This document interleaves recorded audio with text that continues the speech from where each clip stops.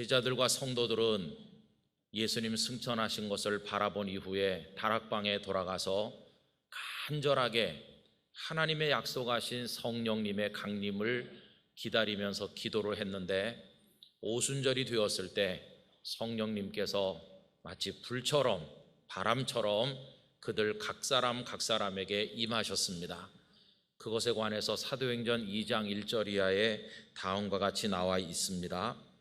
오순절날이 이미 이르매 그들이 다 같이 한 곳에 모였더니 호련히 하늘로부터 급하고 강한 바람 같은 소리가 있어 그들이 앉은 온 집에 가득하며 마치 불의 혀처럼 갈라지는 것이 그들에게 보여 각 사람 위에 하나씩 임하여 있더니 그들이 다 성령의 충만함을 받고 성령이 말하게 하심을 따라 다른 언어들로 말하기를 시작하니라.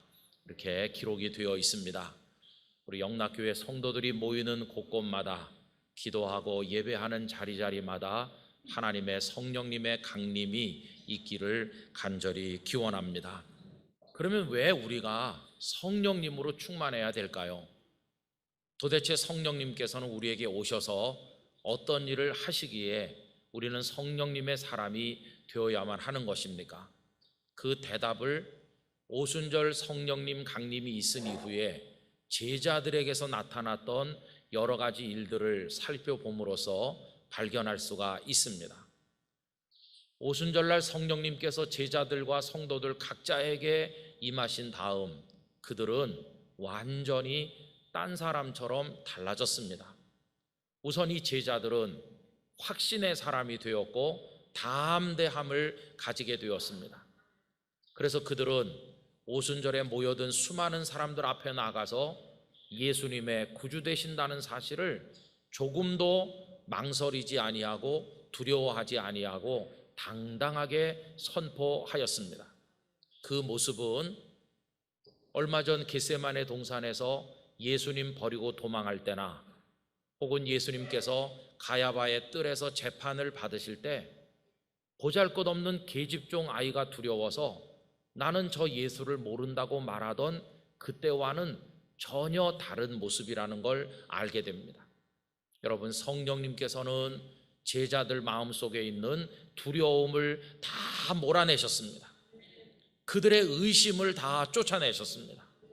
그리고 예수님만이 진정으로 자신들의 구주이며 온 세상을 건질 분임을 확신하게 되었고, 그 확신이 그들에게 담대함을 가져다 준 것입니다. 여러분, 우리 중에 성령님께서 역사하시면 아무리 연약하여 흔들리던 사람도 확신과 담대함을 가지게 됩니다. 그래서 그 연약한 사람도 성령님 안에 있으면 죄를 깨닫고 회개하고 예수님을 주님으로 영접하고 고백하게 되는 것입니다.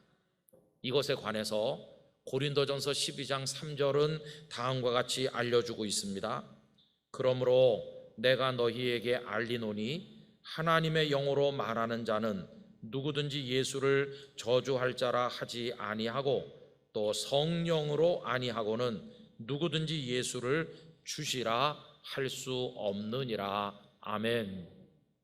그래서 여러분, 성품이 착하고 어지러서 이 사람은 예수님을 잘 믿을 것 같아, 그래도요, 성령께서 그 속에 역사하지 않으면 예수님을 믿을 수 없습니다. 그러나 반대로 성품이 좀 포악하고 여러 가지 문제가 많아 보이는 사람이라 할지라도 성령님께서 그 속에서 역사하시면 뜻밖의 그들이 천부여 의지 없어서 손들고 옵니다 하면서 주님 앞에 나오게 되는 것입니다.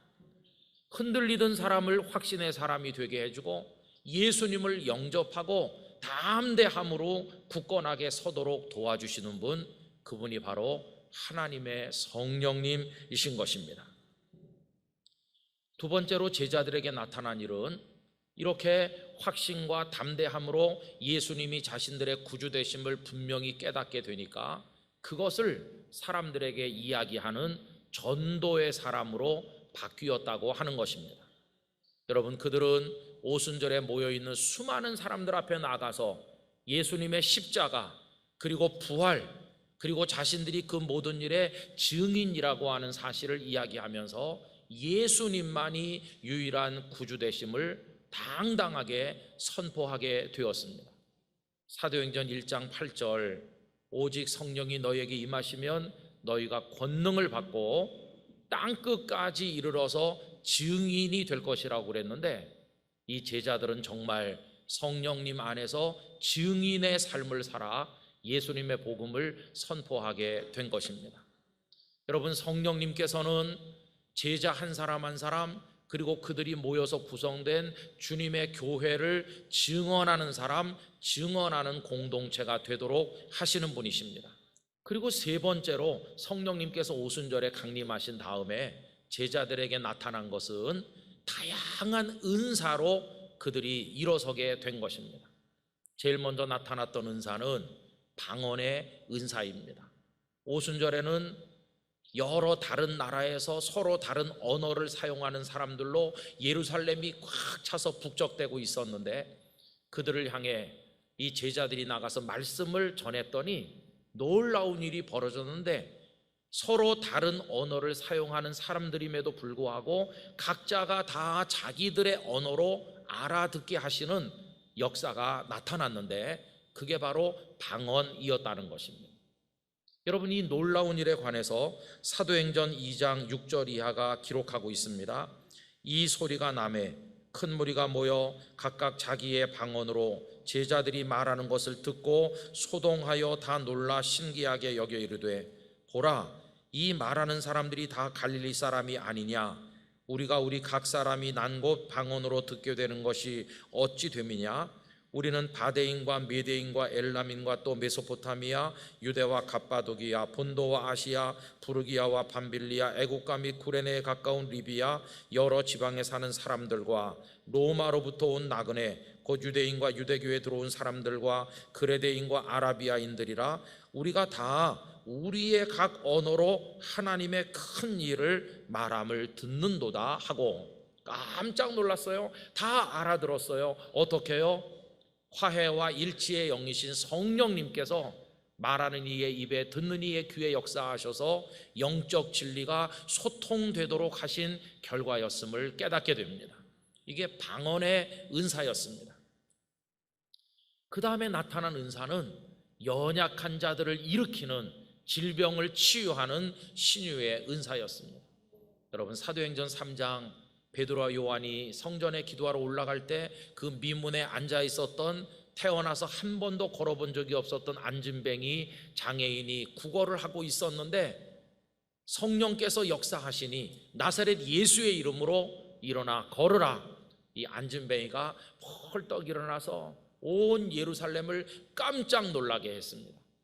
여러분, 그런 일은 예수님께서나 하실 수 있는 일이라고 생각했는데 제자들도 그런 일을 하게 된 것입니다. 그런데 보세요, 이미 예수님께서는 최후의 만찬을 잡수시는 자리에서 당신이 떠나신 다음에 제자들이 믿음 안에서 자신이 하시던 일을 하게 될 것이고 당신께서 하시던 것보다 더 큰 일도 할 것이라고 이미 다 말씀하신 적이 있습니다. 요한복음 14장 12절입니다. 내가 진실로 진실로 너희에게 이르노니 나를 믿는 자는 내가 하는 일을 그도 할 것이요 또한 그보다 큰 일도 하리니 이는 내가 아버지께로 감이라. 할렐루야. 우리 주님은 이제 떠나서 승천하실 것이고 보혜사 성령님께서 임하시면 이 제자들이 놀라운 일을 하게 될 것이라고 예수님 말씀을 하신 것입니다. 신유의 은사가 나타났어요. 그 다음에 또 한 가지는 엄청난 사랑의 은사가 나타나서 예루살렘 교회는 늘 함께 있고 함께 나누어 쓰고 서로를 축복하는 사랑의 공동체로 바뀌게 되었습니다.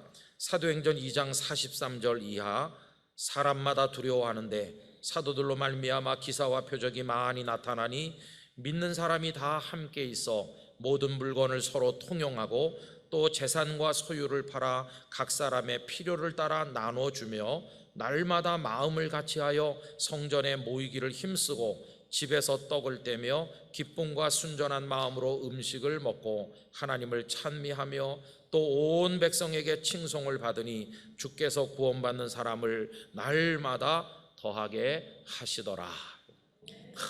자주 모이고 함께 떡을 떼고 교제하고 그리고 서로 나누어 쓰고 이 사랑이 역사하는 사랑의 공동체가 되었습니다. 사랑의 은사가 그들에게 임하였기 때문입니다. 시간이 없어 다 말씀드리지 못하지만 오순절에 성령님께서 강림하신 다음에 이것이 제자들과 성도들에게 나타난 엄청난 역사인 것입니다. 확신의 사람, 담대한 사람이 되었고 진리 가운데서 예수님의 구주되심을 전도하는 사람들이 되었고 여러 가지 은사가 임했는데 방언의 은사, 신유의 은사, 사랑의 은사가 나타나 믿는 사람이 많아져 부흥되면서 예루살렘 교회가 점점 강해지고 우뚝 선 것을 볼 수 있다는 것입니다. 한국 교회 안에도 이런 성령님의 강력한 역사가 많이 있었는데 그래가지고 지금 어떻게 됐습니까? 그래서 지금 한국 교회와 성도들은 더 거룩해졌습니까? 주님을 더 사랑하게 됐습니까? 그래서 한국 교회와 성도들은 세상으로부터 더 많은 존경을 받고 이 세상을 이끌고 가는 견인차와 같은 영향력을 더 많이 가지게 되었습니까? 여러분, 이 몇 가지 질문에 대한 우리 마음속 대답은 유감스럽게도 부정적인 대답뿐입니다. 우리는 추해졌고 주님을 사랑하기보다는 우리 자신을 더 사랑하고 세상에 존경을 받는 것이 아니라 비판을 받고 있는 게 우리의 현실 아닙니까? 아니 그러면 하나님의 성령님이 우리 중에 역사하시고 이런 일들이 그동안에 우리 안에서도 많이 있었는데 도대체 왜 이렇게 되었을까 따져봐야 되지 않을까요? 여러분, 그 이유가 무엇이겠습니까? 그 이유는 다른 게 아니라 성령님이 충만했을 때 나타나는 일들의 앞면만을 우리가 알고 있을 뿐 성령 충만의 그 뒷면을 알려고 하지도 않거나 알았지만 관심을 보이지 않았기 때문인 것입니다. 성령님으로 충만한 것의 그 앞면은 무엇일까요? 믿음, 확신, 담대함, 그리고 능력, 기적, 이적, 표적 이런 것들, 그리고 여러 가지 은사들, 그리고 막 모여드는 부흥, 그리고 축복, 그리고 뭔가 성공하는 것, 이런 게 성령님 충만의 앞면입니다. 그래서 우리는 다 성령님으로 충만하면 성공한다고 생각했고 그거를 다 축복이라고 해석해 나왔습니다. 그런데 여러분, 이런 것은요 성령님 충만의 앞면일 뿐이지 나머지 50% 그 뒷면은 따로 있다는 것입니다. 그러면 성령님 충만의 그 뒷면이 도대체 뭐냐? 정말 우리에게 생소하고 우리가 잘 못하는 그 뒷면에 숨겨져 있는 게 뭔가, 그게 오늘 본문에서 찾아볼 수 있는 겁니다. 여러분, 오늘 읽은 사도행전 13장 1절 이하의 말씀은 안디옥 교회 이야기입니다. 안디옥 교회는 예루살렘의 스데반 집사님이 순교하신 다음에 핍박이 크게 일어나서 예루살렘의 성도들이 뿔뿔이 사방으로 흩어져 가면서 여기저기 복음을 전하는 가운데 어떤 사람들이 이방인들이 사는 곳인 안디옥에까지 가서 예수님을 전하게 되므로 거기 믿는 이들이 생겨서 발생한 교회가 안디옥 교회입니다. 안디옥에도 예수님을 믿는 사람들이 생겼다더라. 이 소식이 예루살렘에 전해지자 예루살렘의 지도자들은 바나바를 안디옥에 보내서 거기 연약한 성도들을 돌아보도록 했습니다. 바나바는 안디옥에 와서 있다가 다소에까지 올라가서 예수님을 만났지만 사역지를 찾지 못하고 돌아가 기도하고 있던 청년 사울, 나중에 위대한 바울이죠. 그를 데려다가 같이 안디옥 교회에서 사역을 하게 되었는데 그때 안디옥 교회가 확 일어나게 됐습니다. 예루살렘 교회 못지않은 새로운 영적 중심지로 부상하게 되었고, 장차 세계 선교를 책임질 교회가 되면서 어떤 의미로 예루살렘 교회보다도 더 중요한 의미를 가지는 교회가 되어갔습니다. 뿐만 아니라 헌금을 모아서 그 구제 헌금을 예루살렘의 가난한 형제 자매들에게 전달할 정도로 이제 상당한 힘을 가진 교회로 안디옥 교회가 부각되었습니다. 그런데 어느 날 오늘 본문의 이야기가 전개되는 것입니다. 성령님께서 그들에게 명령하셨습니다. 오늘 설교 제목이 성령이 이르시되인데요, 성령님의 명령이 뭔가 하면 그 중에서 두 사람 바나바와 사울을 따로 세우라, 내가 시킬 일이 있다 하는 것이었습니다. 여러분, 오늘 본문 2절 말씀 우리 다 같이 큰 소리로 읽어봅시다. 주를 섬겨 금식할 때에 성령이 이르시되 내가 불러 시키는 일을 위하여 바나바와 사울을 따로 세우라 하시니. 아멘. 여러분 기억하십시오. 성령님은 우리에게 명령하시는 분이십니다. 우리에게 말씀하시는 분이십니다. 근데 뭘 말씀하셨나요? 바나바와 사울을 따로 빼놓으라는 것입니다. 그리고 보내라는 것입니다. 여러분, 이게 안디옥의 성도들에게 어떻게 받아들여졌을까요? 아니, 우리 안디옥 교회가 지금 조금 이렇게 잘하고 있긴 하지만 우리는 뿌리가 하나도 없이 얕은 교회고 언제 어떻게 될지 모르는데, 우리 안디옥 교회에서 바나바와 사울을 빼면 안 되는데 왜 그 가장 중요한 두 사람을 따로 보내라고 하시나? 다른 사람을 보내라고 하시지 않고, 이게 그들에게 충격이었겠죠. 거기다가 바나바와 사울도 생각이 같았을지 모릅니다. 지금은 때가 아닌데, 지금은 이 교회를 더 단단히 다져야 될 텐데 우리를 왜 보내시려고 하시나? 사람의 생각은 성령님의 생각과 일치하지 않을 때가 많은 것입니다. 그러면 여기 안디옥 교회 성도들이나 그 당사자인 바나바와 사울이 어떻게 했나요? 하나님 앞에 항의하거나 다른 사람을 보내면 안 되겠느냐 이렇게 타협했습니까? 아닙니다. 오늘 본문은 절대적인 순종으로 성령님의 말씀을 따랐음을 보여주는데, 우리 3절 다 같이 읽습니다. 이에 금식하며 기도하고 두 사람에게 안수하여 보내니라. 아멘. 2절에서 성령님은 명령하셨고 3절에서 그들은 순종했는데, 2절과 3절 사이에 요만큼의 의심도 하나님께 대한 항의도 아무것도 없이 성령께서 말씀하시자 그들은 절대적이고 단순한 마음으로 순종했다는 것입니다.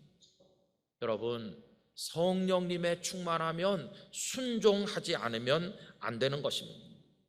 여러분, 내가 정말 하나님의 성령으로 충만한지를 알아볼 수 있는 척도가 모든 말씀에 순종하는지 따져보면 됩니다. 어떤 분이 목사, 장로, 권사, 집사 몇십 년 예수님을 믿었다고 자랑하더라도 그가 순종하지 않고 있다면, 성령님의 말씀보다 자기 생각이 더 강하다면 그 사람은 스스로 성령님의 사람이 아직 아님을 증거하고 있을 뿐입니다. 성령님으로 충만하면 순종하게 돼 있어요. 그럼 여러분, 그 다음 질문이 뭘까요? 그러면 뭐 순종하면 되는 거 아닙니까? 순종해서 잘 되고 축복받으면 되는 거 아닙니까? 여러분, 그거 정말 심각한 문제입니다. 여기 바나바와 사울이 순종했잖아요. 전도여행 가지 않았습니까? 그 결과가 뭡니까? 순종한 결과가, 순종했더니 그분들은 노숙도 하고 그분들은 욕도 얻어먹었고, 성령님께 순종했는데 핍박받다가 루스드라에 가서 돌에 맞아가지고 죽은 줄 알고 내다 버리게 될 정도로 핍박을 받았고, 이 바울의 가는 길이 얼마나 수십 년 동안 고단하게 이어지는지 그 길을 가고 순종해서 가다가 맨 끝에 로마에서 순교하는 데까지 이르지 않았습니까? 순종했는데 복을 받고 잘 된 것이 아니라 죽은 겁니다. 성령 충만하면 죽기도 하는구나, 이게 그 뒷면입니다. 여러분, 성경 말씀 보세요. 하나님의 영에 붙들려서 죽은 사람들이 얼마나 많은지 아세요? 구약에서 한 사람 예를 들면 대제사장 여호야다의 아들 스가랴입니다. 역대하 24장 20절과 21절이 이렇게 말씀하죠.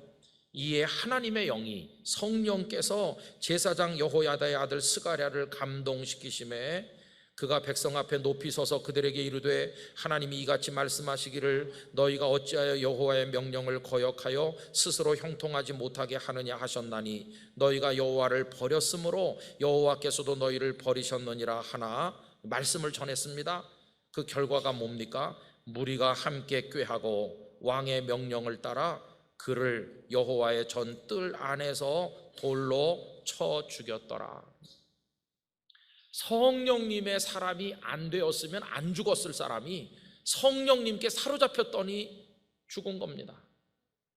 여러분, 신약에서 한 사람 예를 들면 사도행전 7장의 스데반 집사님이시죠. 스데반 집사님은 성령과 지혜가 충만하여 7 집사 중에 한 분이 되셨는데 그분을 개인적으로 설명한 6장 8절에 보면 스데반이 은혜와 권능이 충만하여 큰 기사와 표적을 민간에 행하니 대단한 성령의 사람인데 결과가 뭡니까? 사내들인 공회 앞에 설교하고 돌에 맞아 순교하지 않았나요?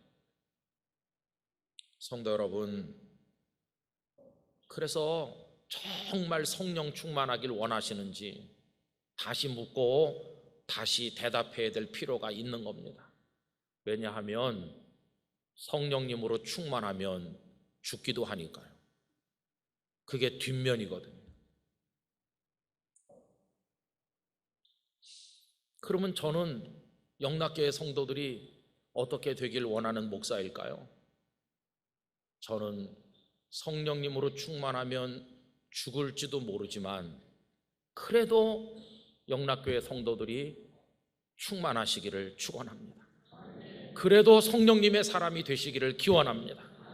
왜냐하면 성령님의 충만해야 내 뜻이 아닌 하나님의 뜻을 이룰 수 있는 것이고 진짜 그리스도인이 되는 것이고 그때 나타나는 앞면뿐만 아니라 뒷면의 역사가 다 나타나는 거, 그게 참된 부흥이기 때문에 저는 영락교회 성도들이 성령으로 충만하시기를 간절히 기원하는 것입니다. 여러분, 그것을 위해서 어떻게 해야 될까요? 그동안 한국교회는 여러 가지 면에 반쪽짜리였습니다. 왜? 뒷면이 없으니까요. 오늘날 많은 교회와 많은 사역자들의 모습이 왜 문제가 많은가? 앞면만 있지 뒷면이 없으니까요. 때로는 대중 앞에서 스타가 될 때도 있지만 그게 앞면이라면 골방에 들어가 홀로 하나님 앞에 엎드리는 모습도 있어야 됩니다. 그게 뒷면인 것입니다. 사람들이 능력 있다고 칭찬하면서 높이 세워져서 유명해진다면 그 축복에 감사해야 되는데 그게 앞면이라면 아무도 사람들이 모르는, 하나님만 알고 나만 아는 부끄러운 죄와 연약함에 대해서 가슴 아파하면서 가슴을 두드리고 탄식하고 회개하는 모습을 반드시 가져야 되는데 그게 뒷면인 것입니다. 하나님의 복을 받아서 풍족해지셨다면 동시에 절대적으로 절제하고 절약하는 법도 배워야만 하는 것입니다. 크고 아름답고 웅장한 예배당에 매료되고 그것에 감격하는 은혜를 경험하셨다면 동시에 저 시골 벽천의 자그마한 예배당 안에서 듣는 하나님의 음성에 대해서도 감사하는 영성을 동시에 가져야만 되는 것입니다. 성령님께서 우리를 높이 올려주셨다면 그 다음에는 저 아래로 내려갈 줄도 알아야 되는 것입니다. 내려가는 법도 연습하시기를 바랍니다. 성령님께서 풍족하게 나에게 복을 주어 채워주셔서 감사하고 있다면 하나도 남김없이 비울 준비도 하고 살아야만 될 것입니다. 성령님을 통해 성공을 경험하고 있다면 고난받을 준비도 하고 있어야 될 것입니다. 성령님을 통해서 남들에게 존경과 칭찬을 받고 있다면 성령님으로 인해 욕도 먹고 비판도 받을 준비를 동시에 해야 됩니다. 그리고 성령님을 통해서 우리가 다 살았다면 성령님으로 인하여 죽을 수 있는 준비도 하고 살아야 됩니다. 그게 다 될 때 우리는 성령님 충만의 뒷면도 갖춘 사람이 되는 것입니다. 여러분, 우리 그렇게 하도록 힘씁시다. 할 수 있게 해달라고 기도합시다. 그게 진짜 부흥인 것이고, 그렇게 될 때 진정한 그리스도인이 되는 것이며, 그런 이들이 모여 있을 때 영락교회는 정말로 성령님으로 충만한 교회가 될 것입니다. 우리 개인이나 교회가 반쪽짜리 싸구려가 되지 말고 그 뒷면으로 인해서 완성되는 온전한 성령님 충만에 이르게 되기를 간절히 기원합니다.